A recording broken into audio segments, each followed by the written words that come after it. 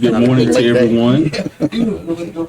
Thank you all for coming out this morning. Of course, tomorrow city offices will be closed, so we opted to have it today instead of tomorrow. And so we're going to get started. Of course, we have our normal agenda items 1 through 7. Consent agenda is just our minutes. And although, a lot of times that's more ministerial, we still encourage you to read through the minutes just to see if there's any things that may be missing or something like that. So still read through those. Yeah, PJ makes mistakes sometimes. Sometimes. All right, so we'll skip over old business for now, and then we'll come back to that. In regards to new business, discussion and possible approval of the resolution fiscal year 2022, meet your budget adjustment. Yes. Now? Yeah. Good morning. Morning. I wasn't sure if you were going to have me do it now or at the end. So what you have in front of you is the amendment to the budget that you approved back in September. I'm very happy to tell you, even under the national inflation rate of 6%, we only have a 2% increase. So I'm very, very proud of that. We worked very long and hard. Each of the directors was involved. City manager, myself, Don Brothers, our staff accountant, met dozens of times. Yes. Not everyone is happy, which is a sign of a good budget. Wow. Very true. I'll remember that one from my husband. So I'll go through it at a higher level, and when you have questions, you can stop me, or we can wait until the end. However you want to handle this is Do you mind if I ask one question before you go ahead? If I went through the whole thing, if I read it right, we've got more revenue coming in than we were expecting. Is that a correct statement? So we accountants do all sorts of things to keep our jobs and make things as confusing as possible. The Florida statute says the budget must be balanced. Right.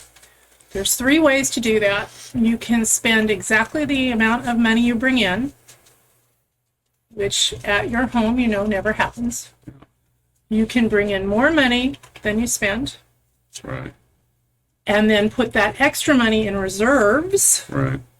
or you can spend more money than you bring in and have to take from your savings account, right? So taking from your savings account in here is called cash carry forward. Okay. Yeah. So you'll see entries in cash carry forward, which means this year we're spending more money than we're bringing in. We're taking from our savings account. Now, I'll refresh your memory that the auditors told us at our last meeting that we had 8 months worth of savings. So I am not concerned about using cash carry forward. A good practice, though. Once we use the cash carry forward as projected, how many months reserve would we have then, or savings as you use? Right now we're at 8. We'll probably, if it plays out this way, we'll probably go down to 5. 5. Okay. Yep. All right. So the resolution tells you that we have the 2% increase.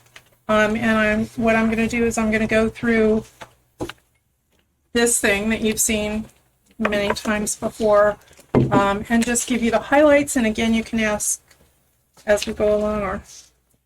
So the revenue pages are pages 4 through 8, and that basically is what we just talked about. There are cash carry forward numbers in here. Depends on which fund we're talking about. But again, my job is to balance to 0.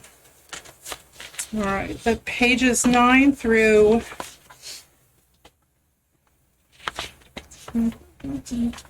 14 are position pages.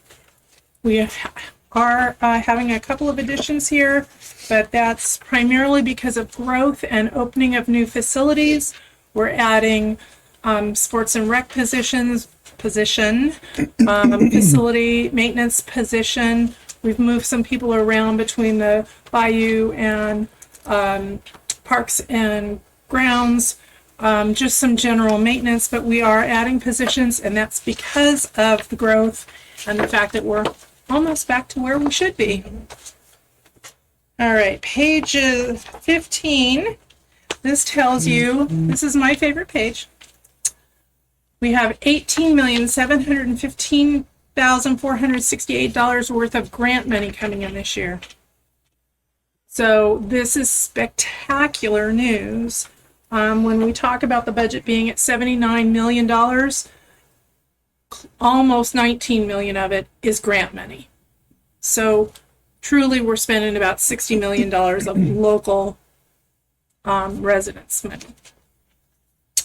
And that $19 million is going to pay for most of the capital outlay, which are pages 16 through 18.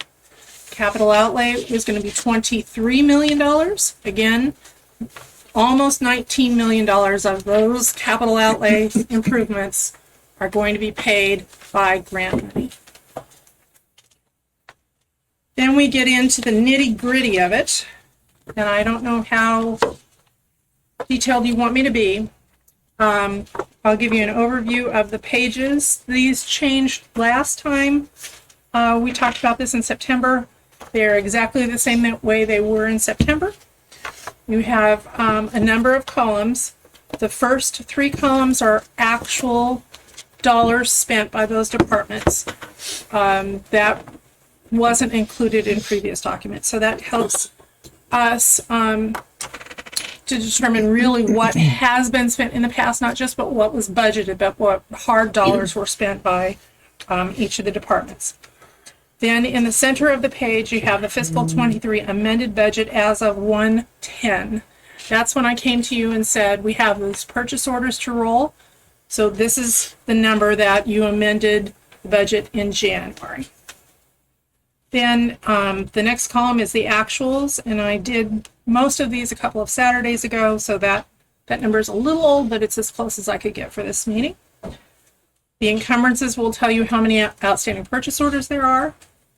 Available budget as of March 25th, in this case of the page I'm looking at. That is the math. It takes the amended budget, less the actuals, less the encumbrances, says, okay, you've got this amount of money to spend until September 30th. The third column from the right is where I'm recommending we land with this amendment. The second column from the right is what the entry is going to have to be into Munis to get to the third column in the right. So I've highlighted that in green to make it easier for staff to be able to put it into the software system. That's the only reason for those green bars. And then the percentage change. Okay? Questions about the format? All right, so clearly legislative, we're just doing some cleanup here. That's you guys. 1% increase. Executive is next. That would be Vicki and CJ. It has a 1% decline. One of the things I noticed is PTO buyback. It looks like it's being used a lot. Do you think that has something to do with the economy, or? Well, we have restrictions here at the city that an employee can only accrue up to 300 hours. Once they hit 300 hours, they lose those. Right. Anything that is accrued over and above that. Then they can sell it back. They PTO buyout is what we call it. So typically those folks who are doing PTO buyouts are the folks who have worked here the longest. I always encourage folks to take vacation. It's Right. good for all of us, right? Rest and relaxation, to go away, get a new perspective on life, come back with a new enthusiasm. So we're trying to encourage all of our staff to take vacation. However, again, there are folks who have quite large balances, and rather than lose it, we offer them the opportunity to purchase. So are we seeing, we're not seeing the people that are taking are mainly people that are going over their max, not, Or if you have a family emergency. right, I get that. Something unexpected comes up and My first thought when I saw it was, I wonder if people were taking it because of the way the economy is. And inflation. I have not heard that as an anecdote, but they're not required to tell us why they're taking Right, I it. get that. Okay. Okay. I did see where they said 43 or 44% of Americans are working 2 jobs now to try to keep up with inflation. So I can see where people would pawn off Yeah, their leave to try to get those extra dollars. That's definitely feasible. Not yeah. nice. But it does help us in terms of getting so much PTO off the books. Carrying Right. it for so it's kind of a win-win for both the city and the employee. Do you pay them at their hourly rate? Yes, ma'am. The executive department will go down 1%. It's just some budget cleanup. These little things you'll see. We get a better handle as we go along. We know what the actuals are coming in, and we can match up more closely than we could 6 months ago. Finance department also 1% decrease. That's another thing I noticed too, is it looks like we're spending not just this one, but other ones on training and certifications and things like that. So, I mean, I'm sure we'll get that benefit later on, but Yes. And Jennifer, I know, has been working on a training policy for the city to make sure that we're using our dollars wisely and with the benefit of the city in mind, that folks are going to things that will benefit the long term. All right, the planning budget will go up 10%. This has to do a little bit with some DOs. The DOs are having to be sent off to engineering firms that the prices have increased dramatically. So we've had to increase the dollars for the development orders. that's for the engineering development review. That's what Correct. you're talking about. Public Works is going up 5%. Facilities and maintenance could be described as the hero of the bunch here. He's got an 11% reduction, and that is, good news, bad news, is we've taken the $100,000 out for the splash pad repairs. Oh, we did take it out. It Yes. has been removed, yes. That's the big red ball. We could get like a water hose and a sprinkler and put it out there. It's probably what we're going to have to do until it gets fixed. Administrative support expenditures, that is on page 26. That's going up 2%. That's kind of the general admin. We do have some, the Rails to Trails project in there as well, but we've had to add $90,000 to those. The city match and the additional costs will be paid by impact fees. So, and that's money already in the bank. And I'll discuss that when we get a little further down. We're making several purchases from the impact fees this year. So it almost, I have to include it in 2 places. It's an accounting rule. But I'll highlight those. These so you the can see them. mobility fees or the impact fees? Mobility impact fees. Mobility. Yes. Yes. Yours. Information technology has a 5% increase. Law enforcement is exactly right on where they were before. So back to the information technology, I noticed the salary went up 39%. Is that, did we take on more people? or- We added Yes. a position. Okay. And then, I noticed website design, well, that one, yeah, that wasn't substantial amount, but website design went up. I take it we're doing more stuff online we have to pay for or something on our Lynn Haven site or something like that, or, Yes. I had to look at it first. so as we use more functions on the site, we Yes. gotta pay more, is that what that is? Yes. Okay. Anything else about IT? Yeah. Law enforcement is staying stagnant.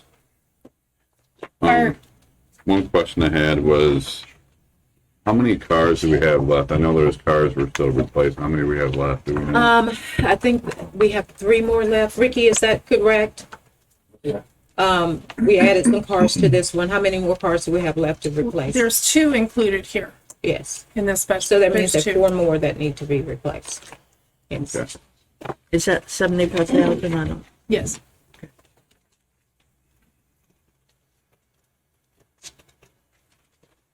Okay, the fire department has a 2% decrease, and they were understaffed for a bit of the year this year. So that's part of that. And I know the overtime went up quite a bit. Is that from the fire? Or is that before that? Probably your staffing. I think it's just part of their regular salary. 'Cause they, That was a response to Ian.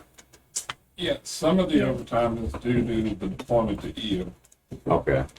And that will be refunded. We're trying to get a hold of about $69,000, if I remember correctly. Yeah. But they're slow in paying, and that wasn't what that was.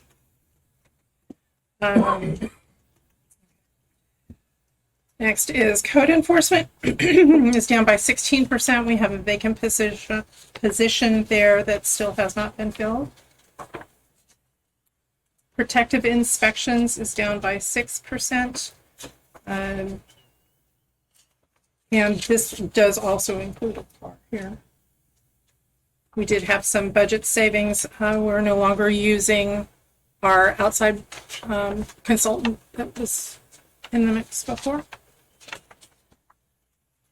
Human resources is staying stagnant. This, I predict, will have probably a pretty decent increase next year, as we're warned about a potential hefty increase in the liability insurance, primarily the property insurance. Yes. You saw that? But that's still getting paid by the grant, right? For is this Bayou? Yeah, Lynn Haven Bayou. No, we're talking about I'm on our insurance Premiums. Oh, I'm sorry. The Talk HR about department pays for insurance. the citywide insurance policy. I'm a page ahead from you. Sorry. Yes, you are. Well, Kiki, didn't the legislature working on some tort reform to try and help with some of that? Well, that's on like liability, like litigation liability. This is our property and casualty insurance is going to go up. We're probably going to get everybody an assessment for the last hurricane, like probably 2%. Yeah, my company went way up as well. But I thought the legislature was working on some stuff to try to alleviate some of the pain on this. But anyway. Tort reform, probably not property and casualty. Go ahead, I'm When sorry. does it overlap? When do you pay for the next year? We should know something. He told us July, yes. July we should know. So when I bring you next year's budget, it will go into effect October 1. Yes. Okay. All right. Lynn Haven Bayou Park and Preserve, this has a 10% increase. This was one of the we've moved some staff around. This is fully funded by the grant from the Triumph Fund. So I'm not concerned about this at all. Customer service is completely flat. Go back to the Lynn Haven Bayou Preserve. So it's a 10% increase. Correct. So, but not to be concerned, but we thought that we would the expenditures would last 10 years. Well, Are we still on pace for that? with yeah, this yes. increase? we're Very much. 354,000, and the Okay. grant was for just- 3.5 million. We'll make sure we're still. You could not worry about it, and then come up like a couple years short. Well, I'm not worried about it for the first 10 years. That's exactly right. That's what After it's then- intended for. Yeah. Then you'll be worried about it? Yeah. Well, we've taken on Start building up. to the 10 years, potentially maybe put money back. $400,000 worth of, and it's a lovely facility. I Oh, yeah, think. but It's a you gotta- jewel for the city to own, but by the time it rolls around to our responsibility, it's going to be close to $500,000 a year to care for. All right, customer service is flat. Streets has a 1% increase. Fleet maintenance is going to go down 2%, and I'm very happy to tell you that we are going to be initiating a automated gas delivery system. I don't see Chris here. So Chris is instrumental in having something called Gas Boy installed. That's going to be where each of the city vehicles has a fob. They go in, they register with a fob, they put the gas, it automatically charges their account for whatever gas they're getting. Currently, we have a clipboard. In a crank. And we're the only municipality in Bay County that's still on the clipboard. Even the city of Parker has an electronic system. Well, what took you so long? Stormwater. Yes. I think you said it right. You're exactly right. Stormwater. Yes. So He's that's been a busy. wonderful addition to the city, and will make everybody's been life busy. a whole lot easier. Okay, economic development has a 1% increase. Library, we still aren't kicking in yet. Sports and recreation, now we're going to go up 13% here. There's a drag which is being ordered that helps groom the fields, which we're forecasting is going to be about $22,000 for that piece of equipment. It'll be a Yeah. capital That's asset. the one knock we've had at the sports complex, that the Rocks. there's rocks in the infields. Yes. They need to You're sift exactly it. right. Yep. You're exactly right. Nobody wants to Get play better on. Georgia clay out there. Yes. That Alabama clay. Yeah, it's Alabama clay. It's got Yeah. rocks in it. And we are adding, Georgia Clay, Clays. Clay. Clay. we are adding one staff member at this point. And I would assume that once we're fully engaged and the gym is up and running, I'm going to bring additional staff members to you for the sports and rec. What's the date on the gym? End of April, first part of May. Yeah. Yeah. But I will tell you that the director for sports and recs has already found revenue streams. Yes, That- man. yes. Very good. Yes, he is Yeah, so working they're on that. good. Yes. I know we talked about that before, where we think most of it's gonna pay for itself with the revenue stream coming Absolutely. in, so that'll be He's been good. out meeting, and we have a couple of tournaments that are potentially scheduled this summer. Pickleball tournaments, Well, Yeah. hey, I just Get let you y'all out know, there. I already Look ordered my like Andre pickle. Agassi now too. He's saving his We could tout you. I already got my, Out there. I already ordered my pickleball paddles and There you they're go. in, so I'm ready to rock and roll. So. Good deal. all right, next we have Parks and Grounds, which has a 17% increase. The bulk of this is the land that we purchased at 1609 Ohio. That is future parking for Kane Griffin. We're going to be using impact fees for that. So that will be recreation impact fees for the 133. So that's fully funded, but I need to put it on this back to why I have to kind of report it twice. I know we talked about this before, but the grass and King Griffin, you know how we had all the events and everything, and always, Kane Griffin or Sheffield. never mind. Proceed, please. No, but it is Parks and Grounds, but I'm sorry, Sheffield with the artificial turf. I remember you guys sent me the numbers, and it was a huge amount of money. But I think there was something else you were trying to work out with that. Did that fall through, or We're going to look at it for next year's budget. okay? Yep.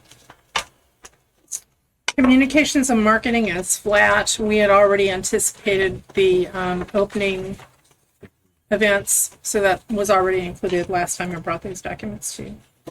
Animal control also 8% increase. We have had some staff adjustments there for a minimal amount of money. Now, one thing I noticed, not in this, but the one prior where it shows all the revenues, that the revenue for donations had gone down. And I know, one of the things I noticed when I got a tour of that place was a lot of people donate food and supplies and stuff. Yeah. Has that gone In-kind down? contributions. Yeah. Is that why we're not getting as much revenue, or? What is? Yeah, well, you remember a couple of years ago, and I think it lingered on for 3 years, there was a $90,000 donation that came through, and we used it over a period, I think, of 3 years. Okay. So that's where that large donation came to. Wow. Were they anonymous, or? I think I can't remember who it was, and yeah, but it was a $90,000 donation, and they used it over a It was a period of 3 bequest. years. Yeah.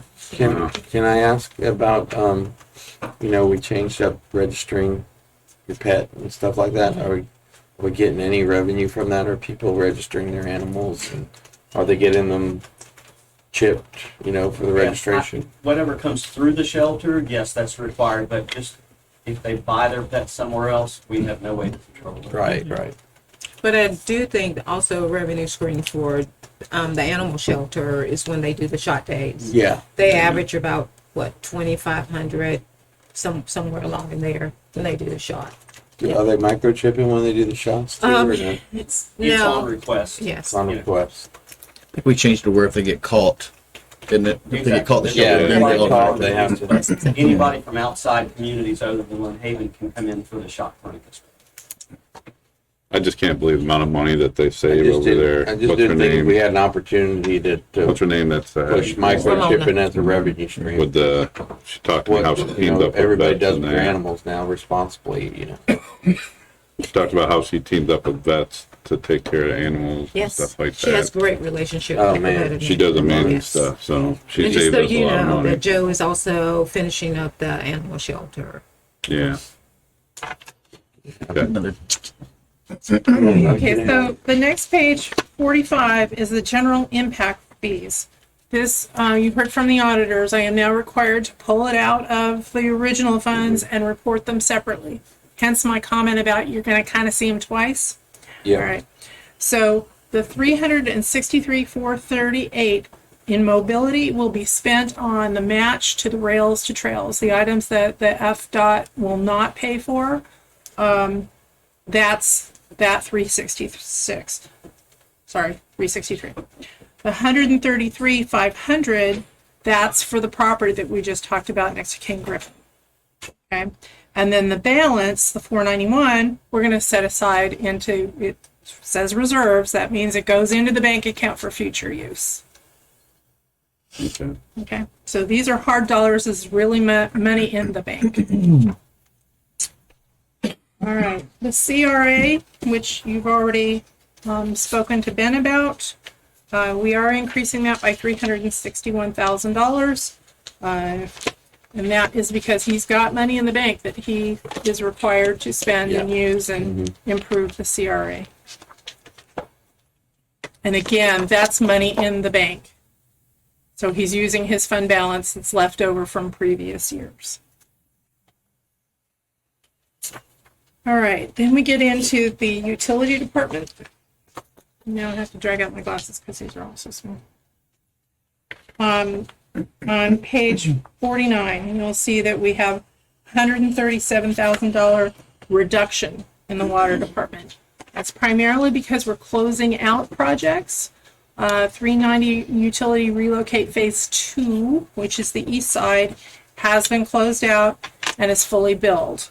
Phase 1 on the west side is closing. There are still bills to come, but we're getting close.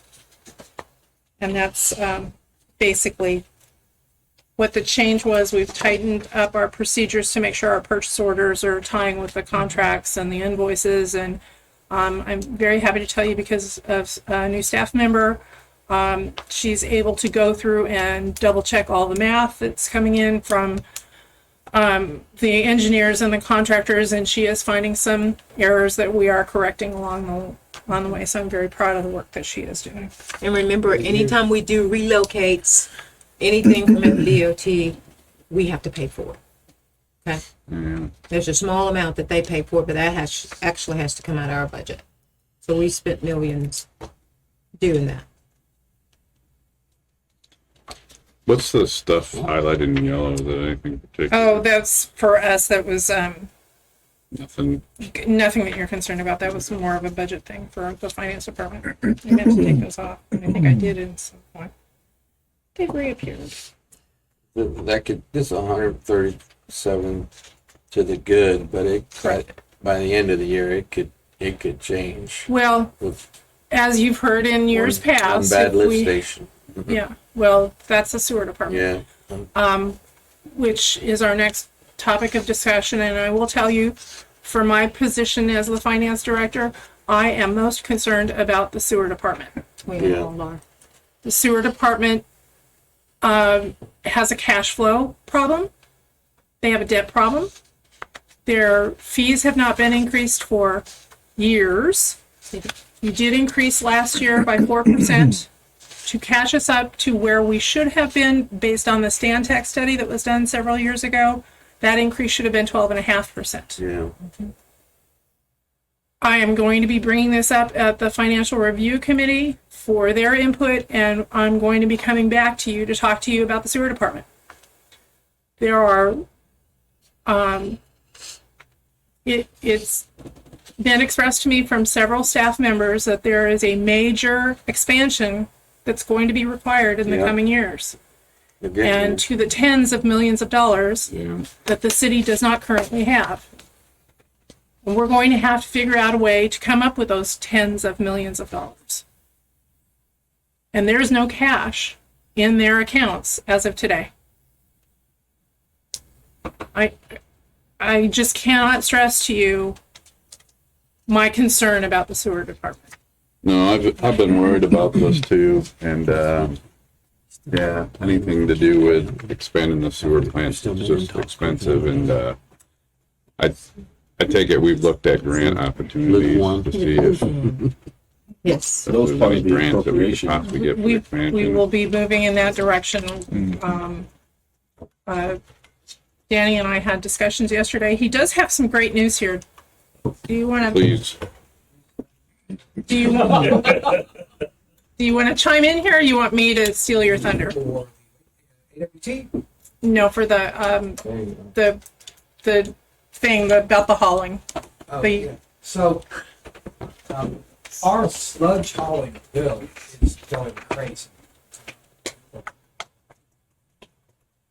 Our sludge hauling bill has just gone crazy. We've had the same hauler for the past, I think, 10 years. He's kept a good price for us to haul sludge. He's finding himself in a position where he's not able to afford to do that. So we are going out to bid. Some preliminary numbers show that the sludge hauling is double. He was charging the same amounts. So we've looked at a dewatering system to where we take the sludge and we put it in these dumpsters, and it takes the water out, leaving the solids, dry cake that can then be taken and dumped in a lead application for fertilizer. Where's this done at? What's that? Where's this done? Some's done up in Weewong. Some is done up in Calhoun County. Depending on the vendor, where they have their particular site. But what we're looking at going forward is $1,000 per truckload hauled off. And this box will take 4 truckloads before it needs to be hauled off. Which that particular dumpster only comes at a $750, $850 price tag to be dumped. So instead of the $4,000 for 4 loads the way we're currently doing it. So the cost savings, we're working on the final numbers right now. Looking at what it will save us, and maybe we can stretch till the end of the year with a little bit of an impact. But So the dumpsters you're talking about where it takes the water out would be done here? be done on site at our aid. Yes. Okay. Will that impact any on the smell around the Nope, neighborhood? it should not. Okay. What about SCADA system? You guys been looking at that? I know that's expensive. So SCADA, sorry. we did have to do some adjustments on the SCADA. We were not able to move forward with the full amount of the SCADA for the rest of this year. That's just where we are in our budget. We have a portion that's going forward. I think next Thursday, we're getting the initial setup for Station 2. That's going to be going forward, and then we can catch up next year. We had to move money into the sledge hauling. There was no way around I it. So we understand. had to take it from other places. But when with the SCADA system, does that save substantial amount of money or not? SCADA is basically an early warning detection Right. system. It tells you how your system's running, whether it's running properly, whether it's in tune, and But I thought there was things you could fix remotely so you didn't have to go out there. you can. And then, or if like it happens off hours, you don't have to call someone in that could do it basically Okay. from their Again, home. but that's when you have SCADA at each individual site. So, Right. so that's gonna take a while to get done. Right. So our sledge hauling, the fellow we're using now is gonna have to increase his price, but you think the market is doubling? We know that. And You know that is he doubling? Well, we saw that even, there was a trending going on even before now. We kept seeing his prices go up. And I was like, why are prices going up? So we Has he knew, just about doubled? I mean, the devil we know? yeah, it's pretty high than what we knew. Plus, he just can't keep up Yeah. what we're needing right now anyway. And so it was time for this particular one to go out to bid. And so we're just anticipating that it's going to be high, whether it's him or whether it's someone Yeah. else. That's what I was getting. All right, in 2020, we spent $167,000 in sledge removal. We went up $100,000 in 2021 Yeah. to $260,000. In 2022, we went to 280. We're now going to budget 416, and we're not convinced that that's going to get us through the end of the year. We had to take money from sanitation fund. Yes, we had to take cash from the sanitation fund to be able to replenish the cash in the sewer department. And you'll So- see that as we go further along. So in your opinion, has the current vendor been losing money for the last couple of years, do you think, and just caught it with his He's math? been breaking even, maybe. And he's gotten to the point to where he just can't continue to do that Yeah. anymore. I understand that. His business model's gonna change moving forward to maybe not be in the hauling business Yeah. anymore, so we're looking out in front of that and saying we need to get it. Yeah, because no one wants to work for free. Absolutely. But I definitely think that, and I'm just putting this out here on behalf of the city, a relationship means something as well. So if a man has been doing work and breaking even and not making money for years, even though that's on him, it's his business, I do think that, having a relationship does mean something. So whatever that means with the grading process that you guys have or whatever, then I think that should be a factor, Yeah, the devil you know. What's that? The devil you know. Yeah. Yeah. He's worked I think, with us. well, Yeah. I think part of the problem is too, he's already expressed to us, he can't keep up with Right. it. He doesn't have the, Well, that's a the performance equipment. issue. Yeah, he And that's doesn't have the different. That's equipment, different. he Yeah. doesn't have the trucks. We just had that. Many of his trucks are very old, so, I mean, we know all of these things here. And he has that option to go in and to bid out as well. But he's let us know those things up front. So with all the subdevelopments coming on, we're creating more sludge. Oh, yeah. That's right. So we're gonna have to keep That's hauling right. more sludge, it's just gonna keep going. That's right. The city is growing. Sure. Yeah. The city's growing. And we're doing all that right next to the water? Right next to the bay? Kensaw Park. Yeah. So I am It's with not Kiki. gonna smell, right? I'm gonna be working hard with her to see if, when we come next year, we look at it and get a utility increase. There's no way that we can keep I going the see way where we're we're going going, with our cost of goods and This services is, going higher and our revenue not coming up. National inflation rate of 6% in February. Last year, the county raised our water rate by 3%. We didn't move on our water rate. Yeah. The city absorbed that increase. You're hearing a 100% increase on the sledge hauling. It's a national economic status. The city of Lynn Haven has to respond. We cannot be the filter for the citizens. We have to respond so that we can offer them the services that they want and require. the only thing, I appreciate you looking at all those opportunities of cost savings and that, but the only thing I ask is, when we bring this up, do a comparison of all the other cities so residents can see what we're paying in Lynn Haven compared to other municipalities, because I know when I looked at it, we're the cheapest when it comes to water and sewer rates, with the exception of Panama City Beach, when you get up to about, I think it's about 5,000 gallons. So I I know will this, happily bring you those numbers, but what I will tell you, what I've said to anyone who asks me is the sewer and the water department are suffering from decades of benign neglect. I know.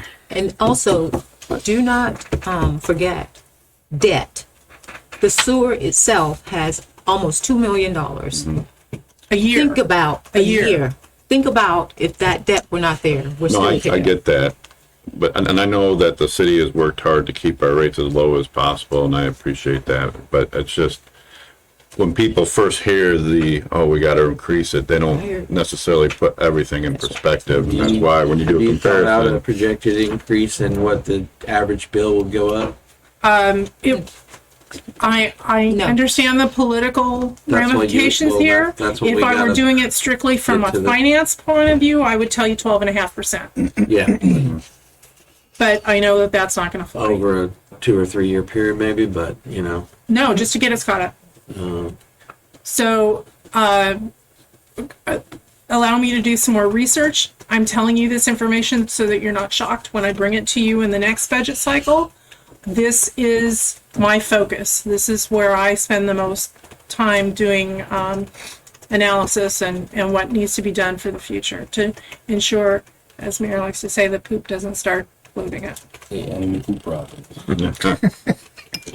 there's no pots of money anywhere. Yeah, like I mean, my staff currently, they pull off miracles. John Lane, I mean, hats off to him and his crew in the lift station department. Sometimes it's unfortunate, but sometimes we have to shut that one pump off and leave it because we just don't have the money to get in there and replace it. That's not good either. I think that's letting the citizens of Lynn Haven down completely. I mean, we know stories of other municipalities that did this same thing, did not raise their rates for a long, long time. And they're in a big mess right now in the cleanup mode where it's costing almost $1 million. Well, people are reasonable, I'm sure they'll understand. Are you on something? Can we move this to stormwater Meeting. stormwater expenditure? Yes. Stormwater is going up 1%. I'm very happy to tell you that the assessment has helped, and there is a large amount of grant money being spent in the stormwater department that the city has addressed. I feel comfortable with where stormwater is right now. Sanitation has an increase of 27%. $1 million is transferred from sanitation into sewer based on the conversation we just had. That was just to get them out of a negative cash position. All right, page 55 is the enterprise impact fees. Again, this is sort of the second time you're going to see these numbers. We are taking all of those monies that have been collected. This is money in the bank. We have $1,893,000 today that will go into reserves for future use in the water, sewer, and stormwater. So this is like our rainy day fund. We have some money tucked aside for sewer that I always recommend not to touch because of that expansion that's going to be coming down. All right, the disaster recovery fund is page 56. We're able to save about $3.5 million here. That's because of the tightening up and the closing out of the contracts. Again, our staff is doing a wonderful job of matching POs to contracts to actuals and verifying that the invoices are coming in properly. We're obviously close to finishing out several projects. So the numbers are getting closer and closer. And of course, these are FEMA related projects.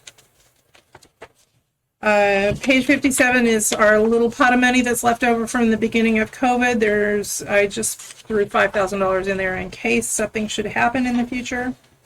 Page 58 is the surtax money. That's the 0.5% in sales tax that was put into place, I believe, in 2017. It sunsets in 10 years. We took out, in 17 and 18, we took out 2 bonds associated with the future revenues for $10 million.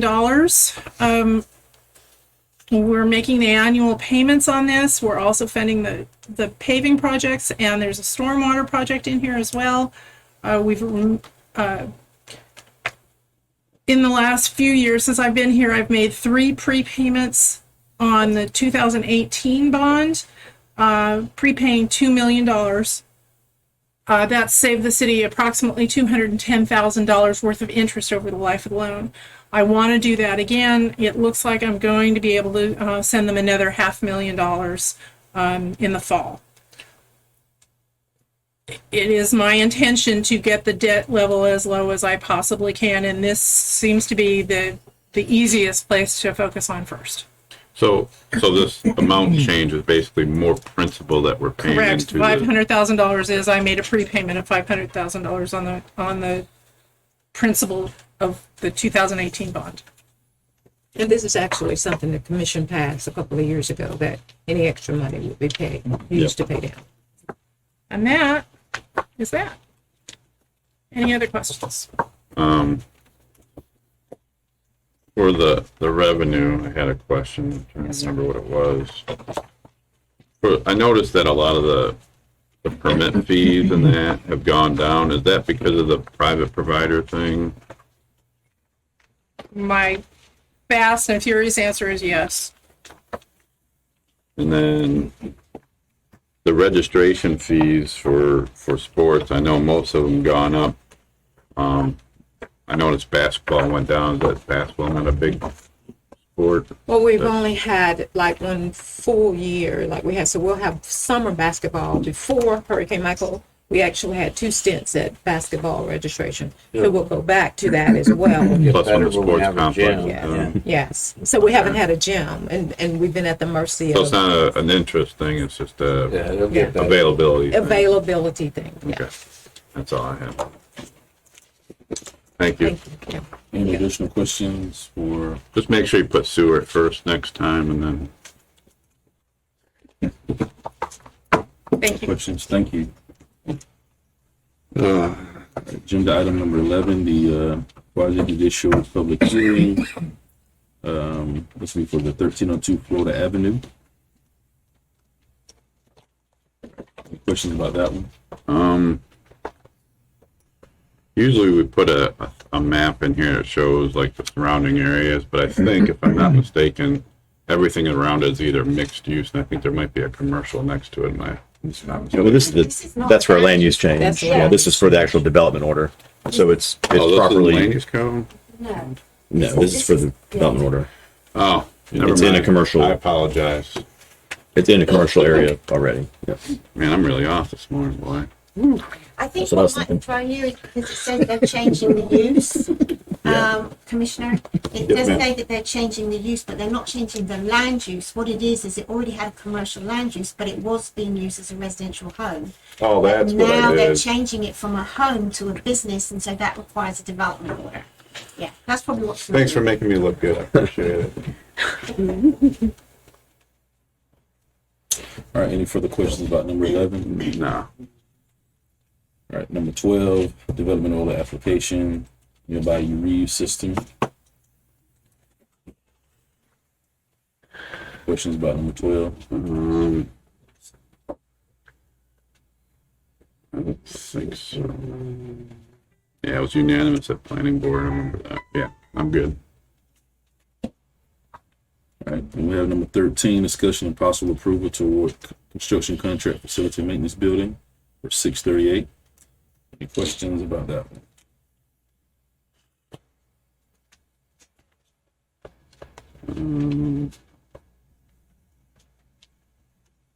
Wait a second, number 12. That is, Number 13. I'm still looking at number We're still 12. looking at the, That's our own, that's the city's the applicant. That's there. ours. It's- Okay. We're just going through the process to get the DO. But it's a city project. Is that it right there? It's within there. Keep going down. It's actually gonna be on that 3-acre site, right?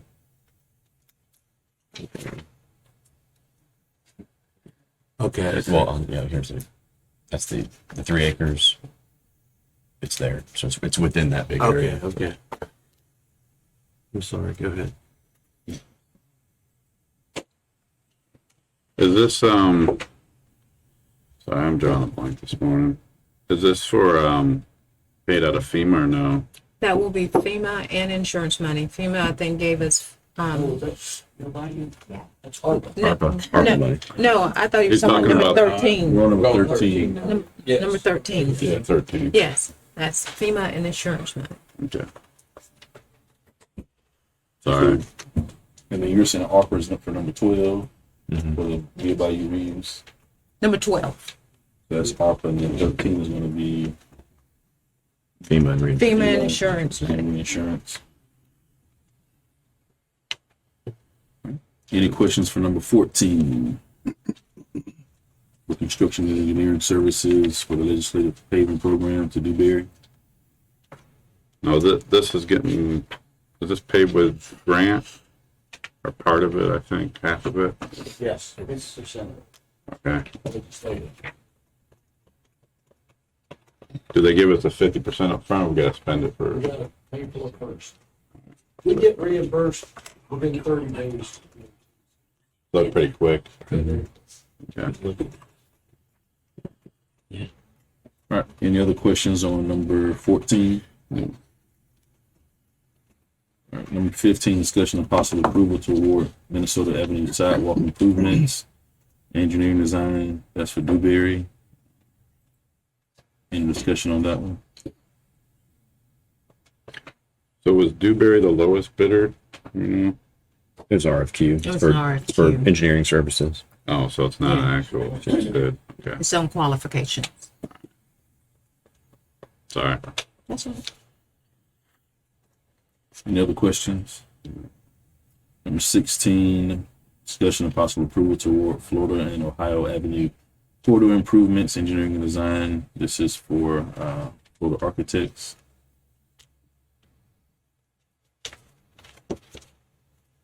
Any questions on that one? And if you notice, these two, they already have the amount there. That's because that's what the grant has set aside for us, for engineering.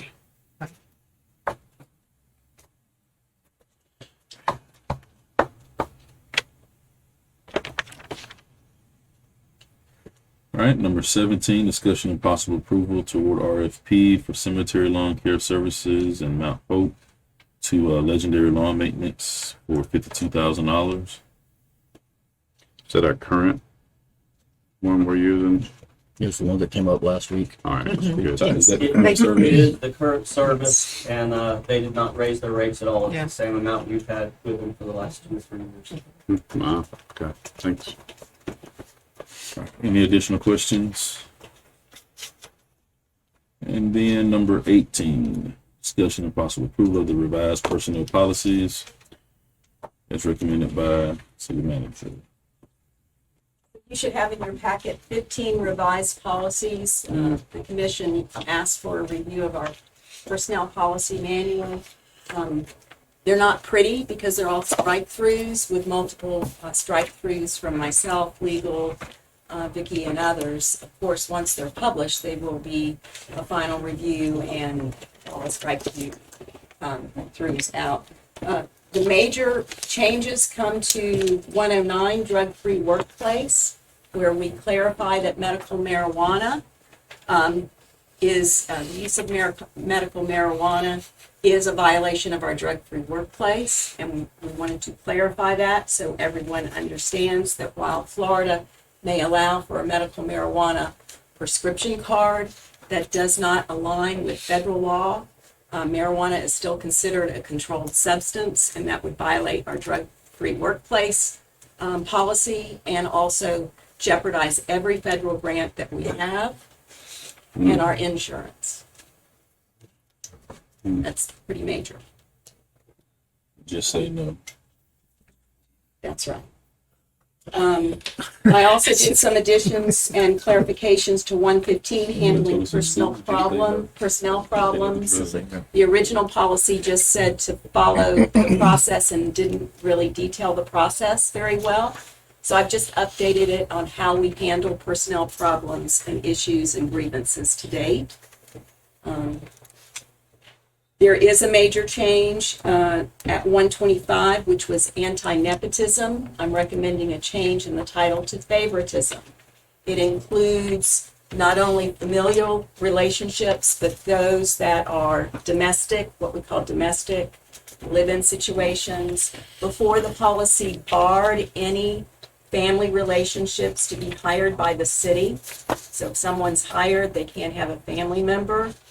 That narrows our pool of applicants during a time when employees, eligible and qualified employees or applicants are slim. So what I'm suggesting and what this policy suggests is a chain of command or a department separation. It can be reviewed by the city manager, especially if there's an emergency situation. I'm comfortable with chain of commands. In some cases, it may be better as a department, but to at least let these persons apply for positions and be considered, rather than to completely bar them. It also includes if you have a personal relationship with a significant other, we're kind of counting that under something that has to be reviewed as well. But it wouldn't bar those relationships to be considered as future employees for the city. So that is a change that I want to make sure I point out. Are there any questions on that? Travel, as Kiki indicated, we are tightening up and setting up some procedures so that when travel is being requested, it's always had to be pre-approved, but we have some new forms, which make sure there's a review by finance and by the city manager to make sure it's a benefit to the city and that it's on track with some of our training and development plans as well.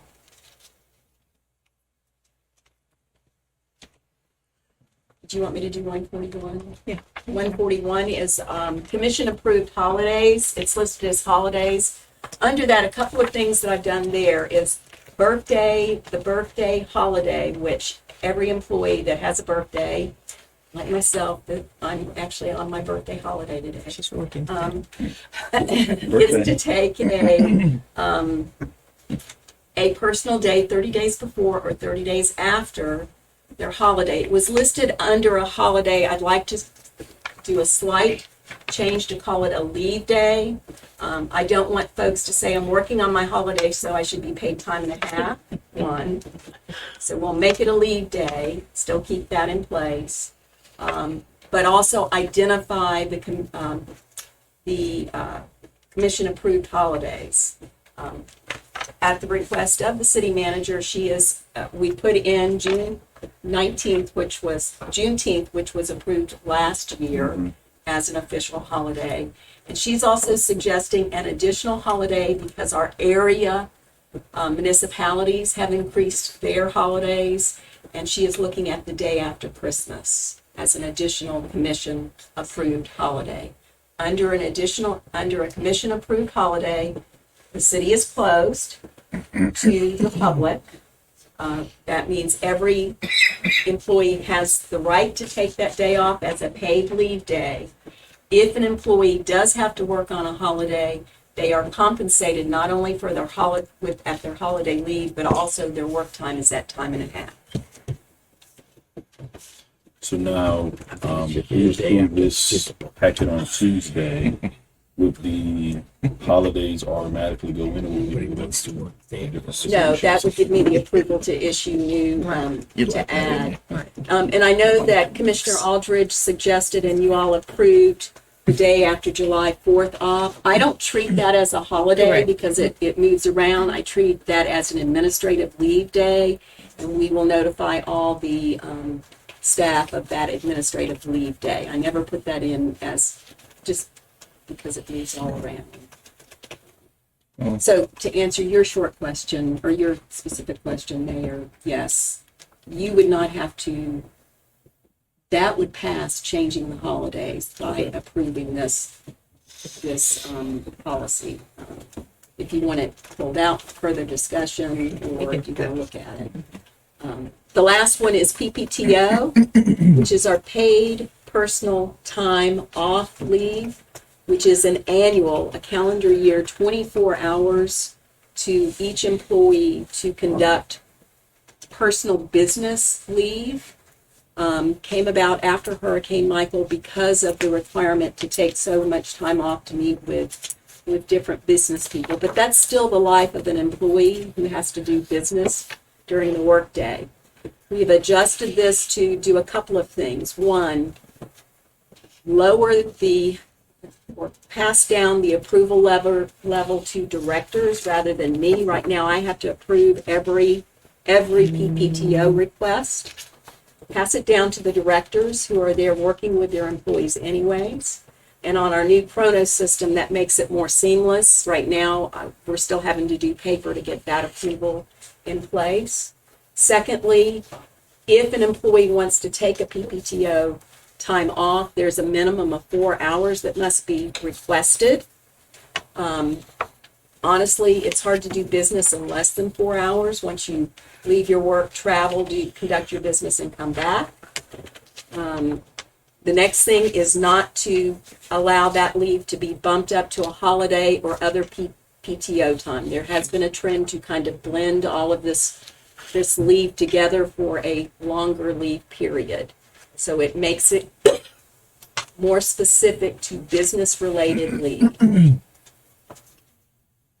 It also will include the ability for an employee who is a caretaker to handle and help a loved one who has to go to a doctor's office or a medical appointment or a business-related appointment. So they can use that as a PPTO leave, which has not been the past before. If it was medical-related, even with a family member, we would not allow PPTO time. Thank you for that thorough review. Any questions? Yeah, I have a few. Okay. So any changes to the policy has to come through the commission? Well, actually, the way it reads, Commissioner, is the city manager, upon her recommendation of policy changes, comes to the commission for final review. Can either accept or reject a policy. Okay, so it has to come through us. Yes. Okay. The reason I ask that is this one section, it says city manager delegated the authority to implement and revise procedures to effectuate the intent of the commission approved policy. Right. So that mean? what you all do is, as a city commission, you approve the policies. Then you have delegated the ability to run the city to the city manager, which means from time to time, if there needs to be a policy change, and we've done 2 or 3 clarifications this year, medical marijuana is one, the city manager in that position has the ability to do clarifications and modifications to policies in order to effectuate the proper running of the city. You all, 3 Charter, also as a commission, you of course have an employment contract with the city manager. In that employment contract, you delegate the authority of running the city to that city manager. Okay.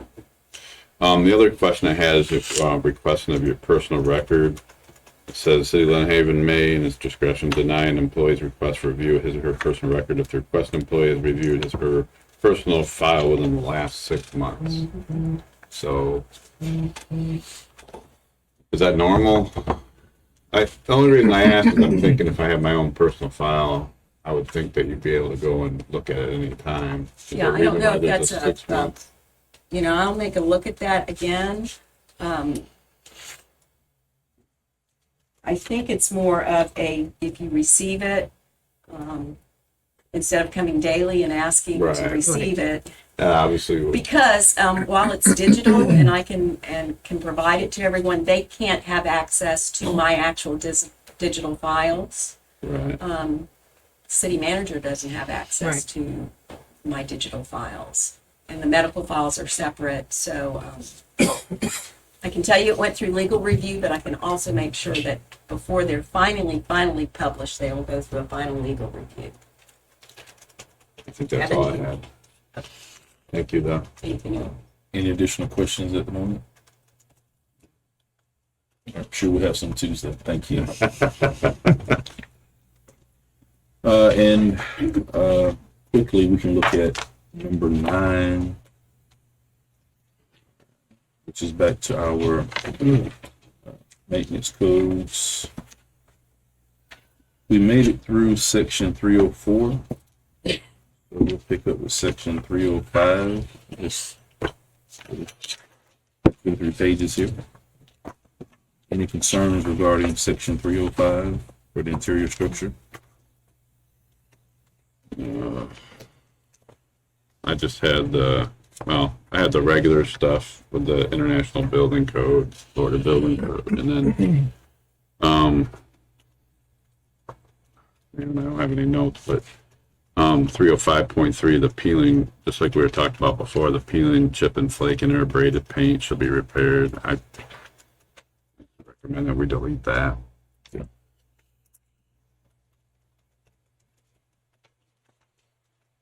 Anything else on 305? 306, content serviceability. Anything for 306? Okay, I know y'all are. You probably said, "Oh no, here she goes with the questions No. again." It's all good. That's what they say about me. Don't worry about it. I'm not going to say not. Don't worry about it. But go ahead. Let's say other stuff about Under That's all I know. Who's they? under exceptions, And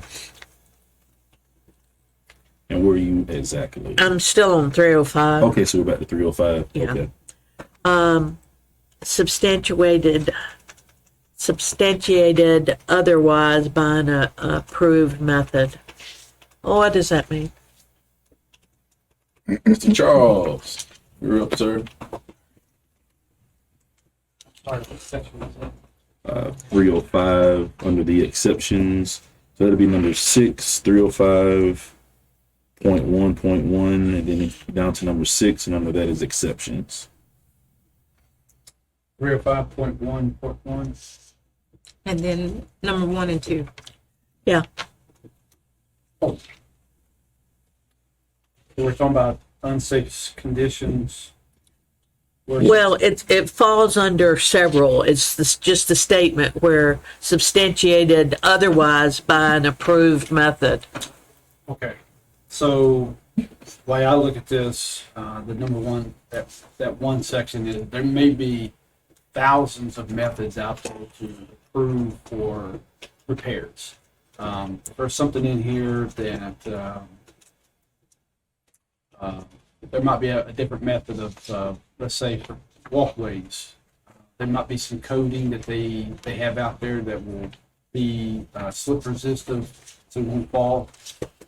That is not maybe UL listed, but it is a method that has been approved by other companies. That's okay. And that's one of the exceptions that has to be looked at by code enforcement. So somebody that is doing a repair, they're saying, it may not be you're listed, but I've got materials here that shows that it's approved. And they can provide those materials. And we, as code enforcement, we have to look at it and make sure it's in compliance. It's not going to be a hazard. It's just an alternative method of that they have to provide. Because I saw that several places. Next question has to do with number 2. Is there a process for demolition? Demolition? Yes, ma'am. Yes. For instance, when anybody demos, they have to get an 811 ticket for utilities. Make sure what they dig into is they're not going to get an electrical underground, blow something up, or gas lines, those sort of things.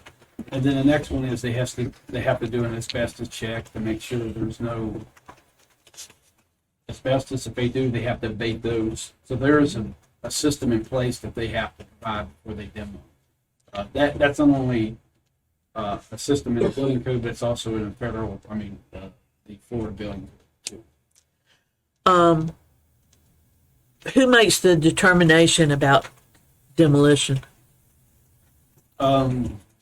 Is that a one-person decision? I think here, this demolition is just based on, I guess, the homeowner deciding to demo. Right. Is how this is reading Right. here. Yes, sir. It's the owners. Depends on partial demo or full demo. Because sometimes we'll see in commercial settings, they'll sometimes will demo interior, not everything, but some certain parts. Sometimes they'll have tile that is asbestos, and they'll just demo that, not everything else. So it just depends. Because it says demolition of unsafe condition shall be permitted where approved by the code official. That's correct. And there'll be a process. So the code enforcement will go out and say, look, your foundation is cracked or whatever. It's unfit, unsafe.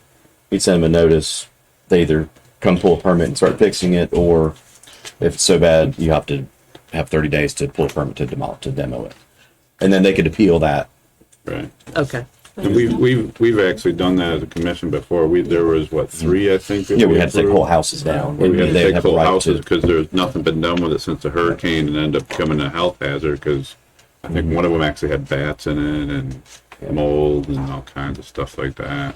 You know, but that would follow like the normal code enforcement or nuisance abatement Right. process. So they would get notified, have 30 days. Okay. They could appeal it all the way up to the commission.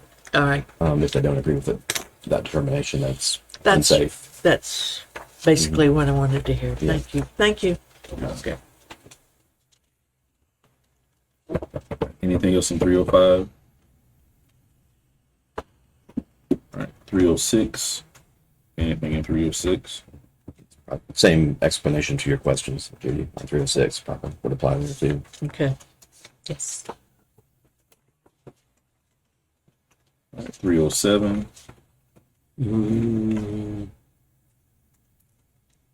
Just 307.1. Yeah. The definition, does this match our current code that it has to be 4 steps and then you have to have a handrail? I mean, Charles on step Number 307. 307. Does that align with current code? When you have, after a 4th step, you have to have a handrail? So we're at 307. Yeah, like second. What was the question? Does that match up with Yes, our sir. current code? That is that's been like that for 60 years, so it's been in code very long time. Basically, rule of thumb is you don't necessarily have to have any handrails or any guards until you meet that 30 inch threshold. It used to be 3 Yep. steps, Yeah. Is it the 4th step or is it 30 inches? 30 inches. They took Okay. away the 3 steps because, I mean, I've seen 3 steps this high. Just to avoid code, yeah. So, so they took that away and say, let's just do 30 inches. So actually, Well, it says 4 steps there, right? More than 4 or 30 inches. Okay, 1, 4, or 30 inches. okay. I just want to make sure it matched up, that we weren't doing Yes, sir. something. It matched it up. Yeah. And the rest,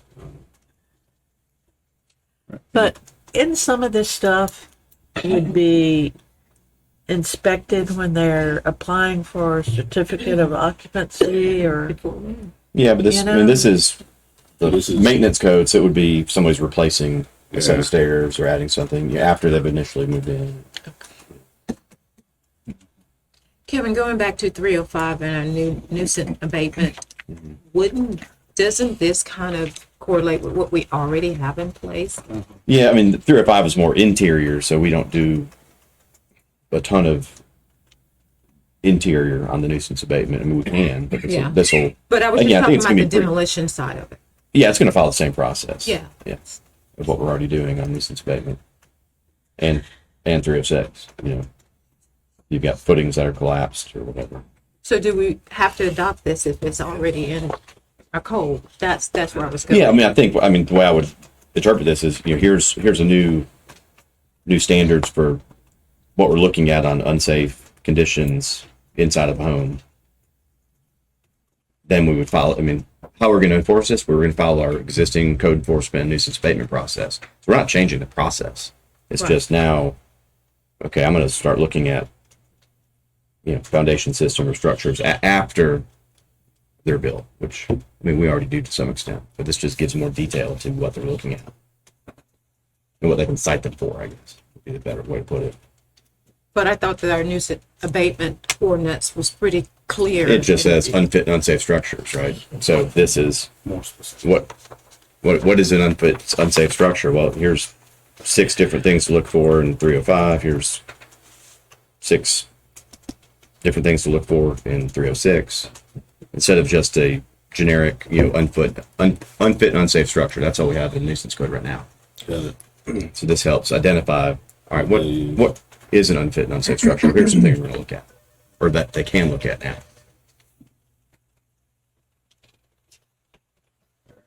.308. Yeah, I had a couple things on there. If I'm trying to find it here. Okay. 308.1, I just put replace any with excessive. I mean, He's in 308.1. yeah. Says exterior property, premises, interior, every structure Right. should be free from any accumulation of rubbish or garbage. I should put excessive. And So what is excessive? How do we determine? I know. How do you? Yeah, I know.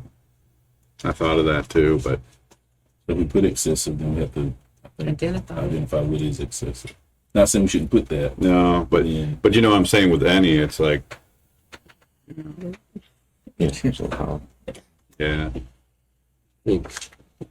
Well, and again, if the code enforcement person thinks something's excessive and they give them time to clean it, and the person doesn't like that determination, they code enforcement magistrate. So I mean, there's a tool in place if our code enforcement officer is going to abuse this, which I don't Right. think he will. Yeah, if it becomes abusive, and it's like, there's a bag of garbage that somebody threw out there. Right. They can appeal. He can challenge that We can, determination. I mean, we can leave it Yeah. if we feel that's appropriate. I just, I mean, we can change it. I'll just it's ask. just, no, I can see both sides of it. It's like, if you say any, you could write up any little I thing. see If you all put of this. excessive, then, at what point does it become excessive, So, Let's help you with that Alabama Avenue email we got Yeah. here. Yeah, I think that'll help with some of that, Yep. whether the state does something or not. Yep. yeah. Yeah. I say keep it. I change my mind. Sorry. All right. Any 308? They're just 0.2. battling your inner demons. it's confusing to me, the 308 Yeah. rubbish, because, What's the difference between rubbish and garbage? And well, I went back and looked at, the definition in the beginning of rubbish, and it said, tree trimmings and things like that. Right now, I just put them on the side of the road and they're picked up. I don't place them in a container, in approved containers. well, rubbish had other stuff too. I can't remember. I Oh, think yeah, it was did. It had I lots, think it was like but, textile stuff. I mean, Kevin, could we not have, and this, I mean, it's too late now, I'm just bringing it up, but could we not have adopted the entire thing, but just not put language in there that said that none of this will preempt current Lynn Haven codes? I mean, Well, how, like, it we was- can't supersede the state, for example. We tried to do that, and then that's when it got kicked back. So that's what we were trying to do. Initially trying to do. Yeah. I just don't remember us talking about actually putting in there, in the language of the I remember adoption of it, that this will not supersede any of it. Now, I think that was the Well, understanding. How he Yeah. prefaced it. It does say in there, whatever, if there is a conflict between the two, whatever the more restrictive is the one that you go by. Is that in that's in this, though? Yeah. I'm talking about, but we could pass an ordinance saying, no, I don't agree with that. We could We could modify scratch it. this. Yeah, with in that, other yeah. words, Good. I don't know, it's just thinking out loud. Appreciate that. You're welcome. Circling back. We're getting to win. So this is what I have for 308.2. I don't know if we were done. I'm sorry. Yeah. 308.2.1. I put delete since the owners are provided containers by the city, because it says the owner of every occupied premises shall supply approved covered containers for rubbish, and the owner of the premises shall be responsible for the removal of rubbish. Or And you I could think to Ms. Vinegar's point, do we need to clarify that tree trimmings don't have to be placed like yeah. in a container? Because our neighbors just all put it in. That's right. In a little front lot. And sometimes it's picked up. Sometimes it's not. So, I don't know, It's probably the best thing to do in three, because you do want other stuff that's not garbage. But no containers for special pickup for the furniture, furniture or mattresses either. We're not gonna provide special Right. containers for that. Those are still set up by the road for nothing. okay. So maybe just provide a little more clarity there so it won't be so Yeah, elusive. cause I got the same way. I was like rubbish, garbage. I'm like, I don't know. All right. You got some other things, Commissioner Ward? And same with 308.3.1. It's kind of the same thing where the city provides a container. And had something for 308.3.2. I guess that was it. All right. Anything else in 308? And of course, every time if there's something on Tuesday we want to mention that part as well. And then section 309, pest elimination. Oh, yeah. 309.3, it says the occupant of a one-family dwelling or of a single-tenant non-residential structure should be responsible for pest elimination. Shouldn't that be the owner? So like if you're renting a place, would that be up to the occupant or the owner? Well, I mean, if I got rats in there, I'm not going to wait until the owner decides they want to come bring me some traps. True. But if code enforcement has to come down and hold someone responsible for it, do you hold the tenant responsible? Or do you hold the person that owns it responsible? What do we do now? Bobby, Whoever has the water can. well, And so then Sometimes that's the landlord, and sometimes that's the tenants. yeah. So we keep that? If you don't, here's the thing, if you don't keep that language, then it's his problem, and then it's gonna be his problem. At the end of the day, the neighbor's suffering because there's rodents in the home. So if you keep that language in there, I mean, that puts the blame on somebody, and they ultimately can take it up with their landlord if they're the tenant. But if you just leave it or try to change the verbiage of that, then they're gonna kick the ball back and forth through the yard, and it's his problem, and who's suffering in the end? The neighbor. Okay. Yeah, and honestly, you would cite the Correct. tenant and the owner, Correct. so then they can work it We out. can as do far as dual, we who's can do both. You don't have Absolutely. to because of a lease agreement, because you don't want to be blaming one and then there's a You get lease both of agreement them. that's Okay. says different. So you Yeah, but I would would not- cite both, Right, Say- correct. Yeah. Okay. and they can work out who does it. So cite both should be in there or what? Well, that's what We're gonna do that. You That would already be do that. protocol. Okay. You know. All right. That's Any all I other have. questions on 309? All right. Awesome. Good to see everyone today. Hopefully you have a good Friday. See y'all Tuesday. Yep. Thank you. Meeting adjourned.